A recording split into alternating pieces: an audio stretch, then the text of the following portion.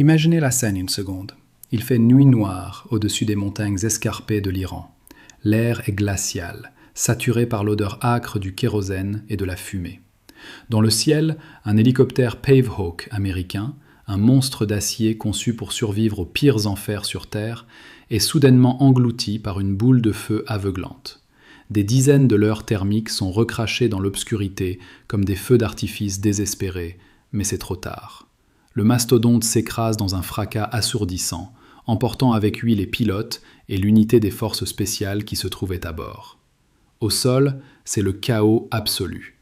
Des tirs croisés, des cris, des civils pris dans la panique, et la certitude glaçante que la plus puissante armée du monde vient de marcher les yeux grands ouverts dans un abattoir. Je sais ce que vous pensez.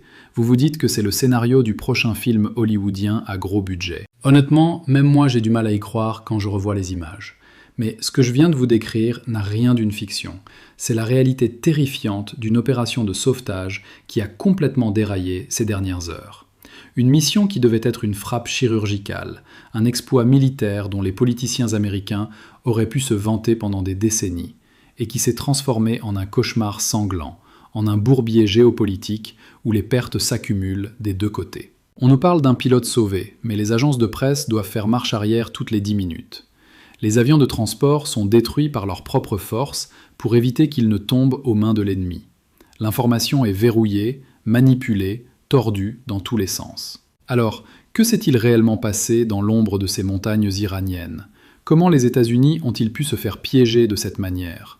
Pour comprendre l'ampleur de ce désastre, il faut remonter à la source de l'étincelle. Tout a commencé hier, lorsque j'ai suivi, comme beaucoup d'entre vous j'imagine, les premières alertes annonçant que l'Iran avait abattu un avion de chasse F-15 américain. L'information a fait l'effet d'une bombe nucléaire dans les rédactions du monde entier. Les marchés ont tremblé, les chancelleries ont retenu leur souffle. Un avion de combat abattu en territoire hostile, c'est le genre d'événement qui peut déclencher une troisième guerre mondiale si les égos politiques prennent le dessus sur la raison. Les médias tournaient en boucle. Très vite, le Pentagone a communiqué une demi-victoire, en affirmant que le pilote principal avait pu être secouru. Mais la guerre, ce n'est jamais aussi propre. Il y avait un deuxième homme à bord, le navigateur, l'officier du système d'armes. Lui manquait à l'appel. Disparu dans la nature hostile, traqué par les milices locales, seul derrière les lignes ennemies. Et c'est là que la machine de propagande iranienne s'est mise en marche avec une efficacité redoutable. Dès hier, Téhéran jubilait sur les ondes et les réseaux, affirmant haut et fort avoir retrouvé et capturé ce deuxième pilote. Imaginez l'impact d'une telle image. Un soldat américain, exhibé à la télévision d'État iranienne, utilisé comme monnaie d'échange et comme trophée. Pour Donald Trump, à la Maison-Blanche, c'est le scénario catastrophe, le pire cauchemar politique possible, une humiliation mondiale diffusée en direct. La Maison-Blanche a immédiatement tout nié en bloc, rejetant les affirmations iraniennes avec une agressivité palpable, et a annoncé en sous-texte qu'une opération de sauvetage massive était en cours de préparation. Sauf que la première tentative, celle d'hier, s'est soldée par un échec cuisant. Le pilote est resté introuvable, et la facture matérielle pour l'Amérique a été hallucinante. Un avion d'attaque au sol, A-10, ce fameux char d'assaut volant, une majestueuse et très coûteuse zone faucheuse, une drone Reaper à plusieurs millions de dollars, et 2 hélicoptères de sauvetage perdus. Tout ça en quelques heures. Et vous savez ce qui est vraiment frappant dans cette histoire ? Ce qui donne des sueurs froides quand on connaît un peu les rouages du pouvoir militaire, c'est le silence. Jusqu'à cet événement précis, le commandement central américain, le CENTCOM, postait 4 à 5 fois par jour sur Twitter. Une vraie machine de relations publiques, détaillant avec arrogance la suprématie de leurs opérations, nous expliquant à quel point tout se passait exactement comme prévu. Et puis, soudain, le trou noir. Plus rien. Une coupure nette et brutale. Le CENTCOM est resté injoignable, silencieux pendant plus de 30 heures. C'est le plus long blackout communicationnel de toute cette période de conflit.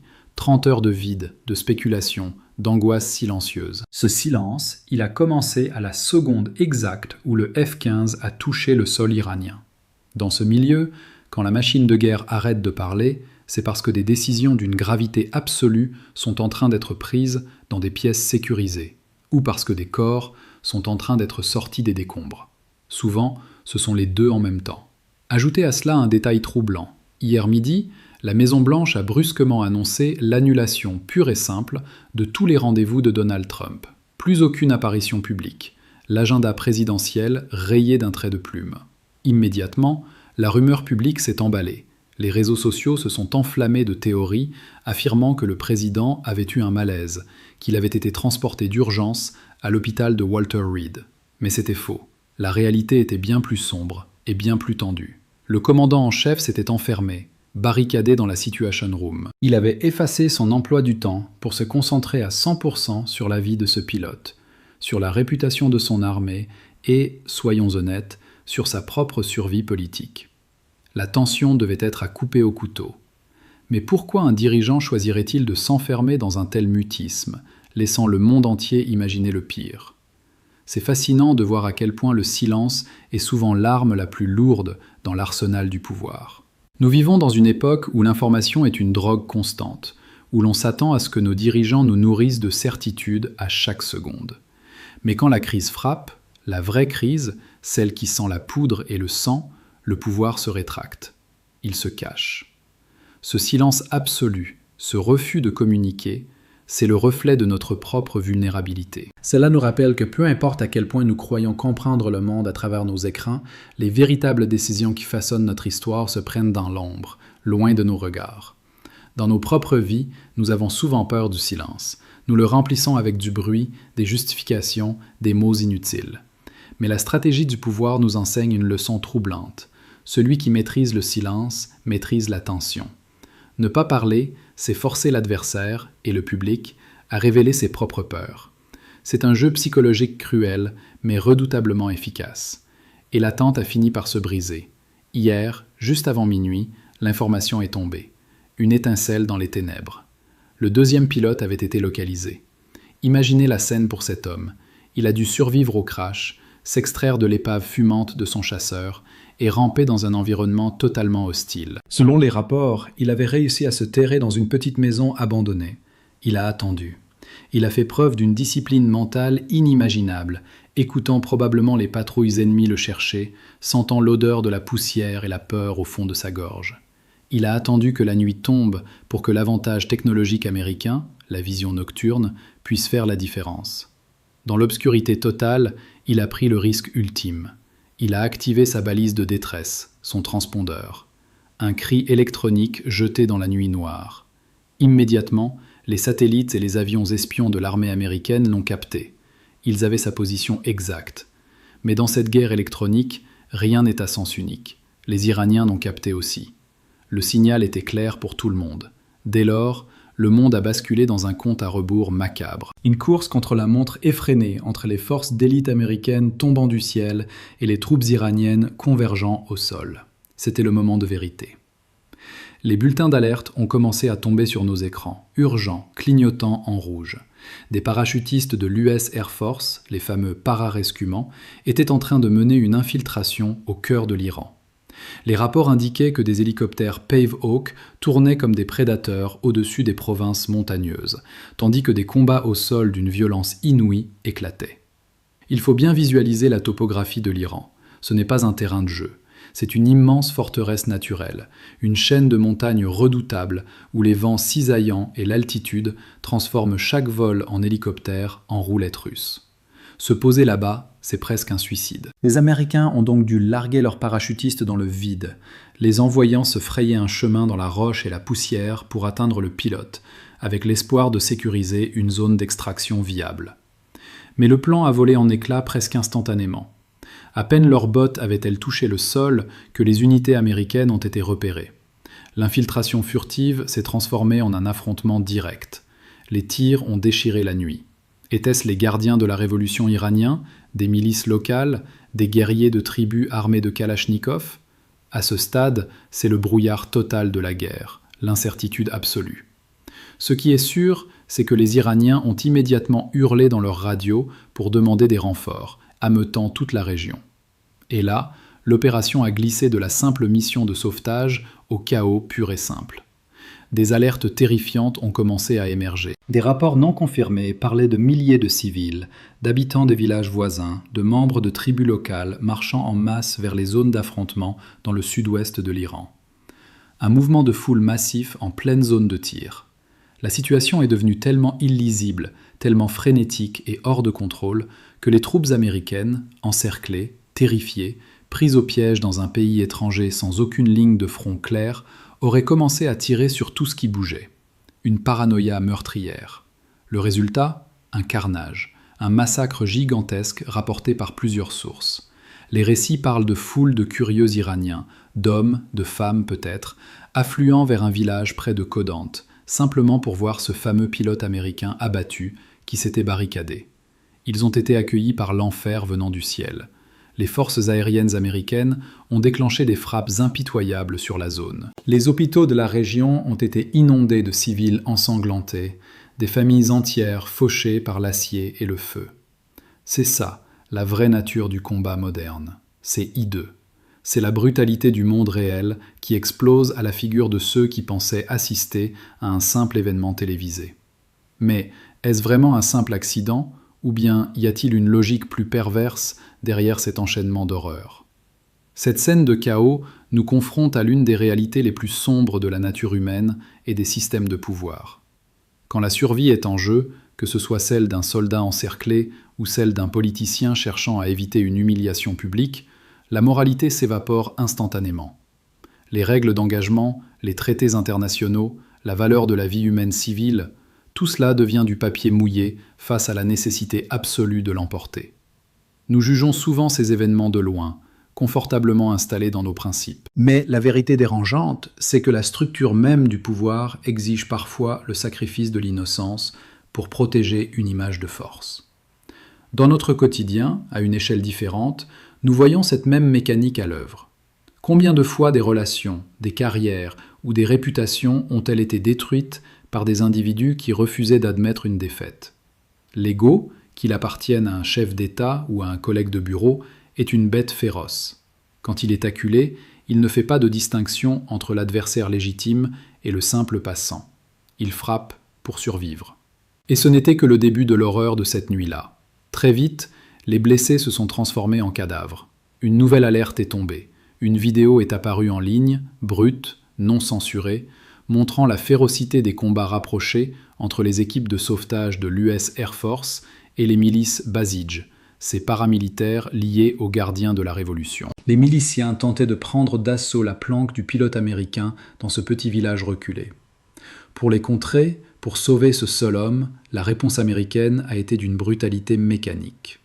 Le pilote de l'Addis Warthog, cet avion d'appui rapproché conçu pour broyer les blindés avec son canon rotatif, est entré en action. Il a verrouillé ses cibles et a craché un déluge de missiles guidés et d'obus directement sur les miliciens Basij, les pulvérisant avant qu'ils ne puissent franchir la porte de la maison. C'était une démonstration de puissance de feu écrasante. Les parachutistes au sol avaient donc la pluie massive du ciel, les hélicoptères de sauvetage en attente, et ce redoutable A-10 qui ratissait le sol. Mais c'est là que l'arrogance technologique rencontre ses propres limites. En faisant intervenir des hélicoptères lourds et des avions volant à basse altitude au-dessus d'une zone saturée de combattants armés jusqu'aux dents et de foules imprévisibles, les États-Unis prenaient un risque colossal. Et l'inévitable s'est produit, l'erreur fatale. Les bombes américaines sont tombées sur la foule. La réaction a été immédiate et foudroyante. Dans un acte de vengeance ou de défense désespérée, un tir est parti du sol. L'hélicoptère américain Pave Hawk, celui-là même qui devait être le salut du pilote, a été touché de plein fouet, entièrement détruit. Tous les hommes à bord, le pilote, le copilote, les membres des forces spéciales d'élite, tous ont été tués sur le coup, pulvérisés dans une fraction de seconde. Sur la vidéo qui a fuité, on peut voir l'engin d'une valeur inestimable, rempli de la fine fleur de l'armée américaine, se transformer en une comète de feu, s'écrasant lamentablement sur le sol aride de l'Iran. Juste avant l'impact final, on voit l'hélicoptère tenter frénétiquement de recracher ses leurres infrarouges, comme les derniers spasmes d'une bête agonisante.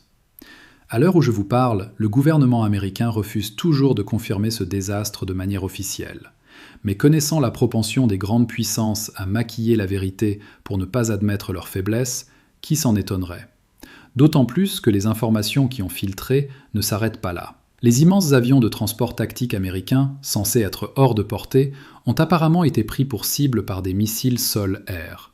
Ils ont dû se contorsionner dans le ciel, éjectant à leur tour des torrents de leurres thermiques pour échapper à la destruction.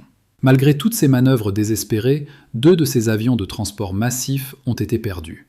Oui, vous avez bien entendu, 2 avions supplémentaires. Mais je vous en parlerai plus en détail dans un instant, car au milieu de ce champ de bataille en flammes, c'est la guerre de l'information qui est devenue la plus fascinante et la plus terrifiante à observer. Comment peut-on savoir qui gagne quand les mots eux-mêmes deviennent des balles? Il faut s'arrêter un instant sur ce concept de vérité en temps de guerre. C'est peut-être l'aspect le plus pervers de cette histoire. L'information n'est plus un reflet de la réalité, c'est un outil de manipulation stratégique. Nous pensons être informés parce que nous avons accès à des dépêches en temps réel, mais en réalité, nous sommes bombardés de fragments de récits conçus pour façonner nos émotions. L'histoire s'écrit, s'efface et se réécrit en l'espace de 10 minutes. Ce vertige informationnel, nous le subissons tous, même en dehors des champs de bataille. Dans nos sociétés connectées, la vérité a perdu sa valeur absolue. Elle est devenue élastique. Les gouvernements, les médias, les algorithmes, tous jouent avec notre perception pour nous amener exactement là où ils le souhaitent.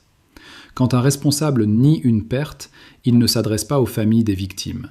Il s'adresse au marché financier, à ses alliés, à ses électeurs. Apprendre à lire entre les lignes, à douter des récits trop parfaits ou des démentis trop rapides, c'est aujourd'hui un devoir civique. C'est la seule façon de ne pas être le pion d'une partie d'échecs dont on ne comprend même pas les règles. Regardez ce qui s'est passé avec Al Jazeera, l'un des réseaux d'information les plus puissants du Moyen-Orient. Aux alentours de 3 heures du matin, au cœur de la nuit, ils ont sorti une dépêche triomphale. Un haut responsable du gouvernement américain leur aurait confié que le 2e membre d'équipage du F-15 avait enfin été secouru après une fusillade extrêmement intense. Un soulagement immense pour Washington. L'Amérique soufflait. Mais la joie a été de très courte durée. À peine 10 minutes plus tard, montre en main, la chaîne a été forcée de publier une mise à jour. Une correction humiliante. Le même responsable américain précisait soudainement que la mission de sauvetage était toujours en cours, que le pilote était certes entre les mains des forces américaines, mais absolument pas en sécurité, qu'il devait encore réussir l'exploit de l'exfiltrer hors du territoire iranien sous le feu ennemi. Et là, 5 minutes passent encore, et nouveau revirement. La situation devient kafkaïenne. Al Jazeera publie un autre rétropédalage total. Selon leurs dernières informations, le pilote est toujours coincé sur le sol iranien. Les combats font rage et le danger de mort est imminent pour le pilote et pour toutes les forces de sauvetage engagées sur place. Alors je vous le demande, que s'est-il passé pendant ces 15 minutes? Comment une extraction réussie se transforme-t-elle en un bourbier sans nom en un quart d'heure? C'était le chaos le plus total dans les salles de rédaction. Et c'est exactement le moment qu'a choisi l'Iran pour asséner le coup de grâce psychologique. Pendant que l'Amérique s'empêtrait dans ses contradictions, Téhéran a publié des messages à glacer le sang. Ils ont diffusé la photo d'un pilote entre les mains de miliciens iraniens souriants. Ils ont publié des détails d'une précision chirurgicale sur son équipement, sur l'emplacement exact de sa cachette, sur ses données personnelles. Et pire que tout, ils ont commencé à faire circuler une rumeur dévastatrice. Selon eux, ils n'ont jamais perdu la trace du pilote. Ils l'auraient capturé très tôt et l'auraient délibérément utilisé comme un appât, comme un ver au bout d'un hameçon, pour attirer les unités d'élite américaines directement dans un guet-apens préparé avec soin. Des alertes se sont multipliées. Des rapports faisaient état de dizaines de morts et de blessés graves parmi les troupes américaines tombées dans cette embuscade fatale, certaines unités ayant même été capturées par les forces iraniennes. Quand j'ai lu ça, j'ai senti un froid me parcourir la colonne vertébrale. Je me suis dit que si c'était vrai, c'était la fin politique de Donald Trump, l'humiliation ultime, une réplique puissance 1000 du désastre de Jimmy Carter en 1980, quand ses propres hélicoptères s'étaient écrasés dans le désert iranien lors de l'opération Eagle Claw. L'histoire semblait bégayer de la manière la plus sanglante qui soit. Bien sûr, ces informations restaient à vérifier. L'Iran est passé maître dans l'art de la propagande, de l'illusion de force. Peut-être que ces photos étaient des montages, ou d'anciennes images ressorties pour l'occasion. Sur les réseaux sociaux, c'était le déluge. Des centaines de photos de combats, d'explosions, de fusillades inondaient nos flux. Honnêtement, j'ai fini par perdre complètement le fil. Mon esprit n'arrivait plus à trier. Il était devenu rigoureusement impossible de démêler le vrai du faux, la réalité de l'intoxication psychologique. Et c'est au milieu de cet ouragan de confusion absolue, 2 heures plus tard, que le coup de théâtre est arrivé de la Maison-Blanche. Qu'est-ce qui pousse un homme dos au mur à déclarer la victoire au milieu d'un champ de ruines ? C'est là que l'on touche à l'essence même de la survie politique et stratégique, le bluff. L'audace de construire sa propre réalité et de l'imposer au monde avec une telle force que personne n'ose la remettre en question.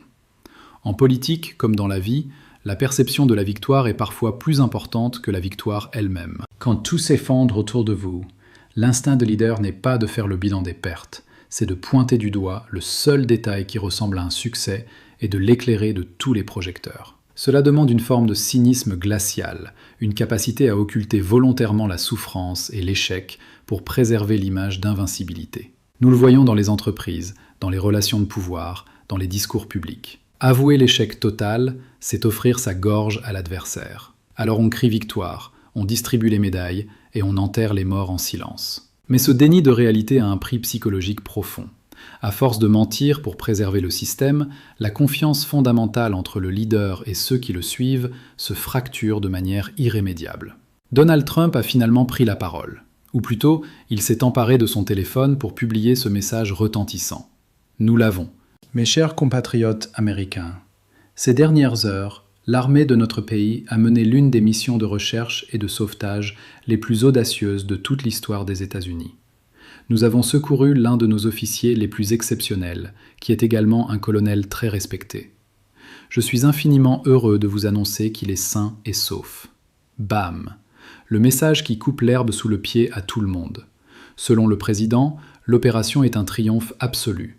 Le pilote est sauvé, et toute l'Amérique, dans une ferveur patriotique instantanée, exulte de joie. Les chaînes d'information en continu changent immédiatement de ton. La victoire héroïque remplace le doute. Mais moi, je reste devant mon écran, et je n'arrive pas à m'enlever ce goût amer de la bouche. Je suis profondément sceptique. Les pièces du puzzle ne s'emboîtent pas. Il y a beaucoup trop de rapports provenant de sources fiables qui persistent à dire que ce pilote n'a pas survécu, qu'il est mort dans les décombres de ce village ou sous les bombes de l'A-10, et que le gouvernement américain orchestre en ce moment même l'un des plus grands mensonges d'État de notre époque pour sauver la face avant les échéances électorales. Surtout que le nom du colonel reste un secret défense absolu. Nous n'avons aucune preuve matérielle, aucune vidéo de lui montant dans un avion médicalisé, rien qui permette de vérifier les déclarations de la Maison-Blanche. Et si vous pensiez que c'était la fin de cette nuit tragique, détrompez-vous. La vraie douleur était encore cachée sous le tapis. Une dépêche urgente et accablante est tombée quelques instants plus tard. Des images satellites ont commencé à fuiter. Elles montraient les carcasses fumantes d'avions de transport géants C-130 américains. Pas abattus par l'Iran, détruits par les forces spéciales de la Delta Force elle-même. L'un de ces appareils était resté bloqué à un point de ravitaillement clandestin établi en plein cœur du territoire iranien. Pour empêcher l'armée iranienne de mettre la main sur cette technologie sensible, sur les codes et le matériel, les soldats d'élite ont dû placer des explosifs et réduire en cendres leur propre appareil. Les Américains ont donc perdu, dans cette seule nuit, non seulement un hélicoptère Pave Hawk et son équipage complet, mais aussi au moins un, et les dernières mises à jour confirment même, 2 immenses avions de transport C-130. Et le silence est assourdissant sur ce point. Qu'est-il arrivé aux pilotes de ces avions, aux dizaines d'hommes d'équipage? Pas un mot. Blackout total. Ajoutez à ce cimetière volant l'avion A-10 Warthog, l'avion de chasse F-15 du début, la drone Reaper, les multiples hélicoptères endommagés qui ont réussi à repartir criblés de balles. Il faut regarder la vérité en face. Cette opération n'a jamais été la victoire éclatante, le triomphe héroïque que les porte-paroles de Washington essaient de nous vendre aujourd'hui. C'était, dans le meilleur des cas, une mission de limitation des dégâts catastrophiques. Un désastre industriel, humain et militaire. Et qui sait combien de mensonges sont encore empilés les uns sur les autres pour masquer l'ampleur du bain de sang. Ce qui me hante le plus, c'est le bilan humain de ces forces terrestres. Combien de Marines, combien de pararescuments, combien de membres de la Delta Force ont laissé leur vie dans la poussière de ce désert glacé? Parce que, comme à chaque fois que la politique s'en mêle, le mot « mort » est remplacé par le mot « blessé ». Fox News a publié cette déclaration glaçante. Nous ne connaissons pas l'état exact du pilote à l'heure actuelle. Ce que je peux vous dire, c'est que les blessures sont très graves. Plusieurs membres de nos forces armées ont été blessés lors de l'extraction. Blessés. C'est le mot de passe habituel. Une terminologie aseptisée pour ne pas effrayer l'opinion publique, pour ne pas briser le récit victorieux du commandant en chef. On laisse l'horreur dans l'ombre et on la remplace par un mot qui laisse espérer la guérison. Ces événements, d'une brutalité insensée, nous laissent avec un vertige immense face à la condition humaine et aux structures qui nous gouvernent. Cette nuit dans les montagnes iraniennes n'est pas seulement un événement d'actualité, c'est une allégorie parfaite de notre époque. Nous voyons comment les empires titubent sous le poids de leur propre arrogance, comment l'hyper-technologie la plus sophistiquée peut être mise en échec par l'environnement brut, la roche et la colère humaine. Surtout, cela nous dévoile avec une clarté impitoyable que la vérité est la première victime de tout affrontement. L'histoire n'est jamais écrite par les faits, mais par ceux qui ont le plus grand intérêt à les masquer, à les polir, à les transformer en mythes. Ce sauvetage, vendu comme un miracle de courage, cache un cimetière de métal et de chair que les politiciens balayeront sous le tapis des intérêts d'État.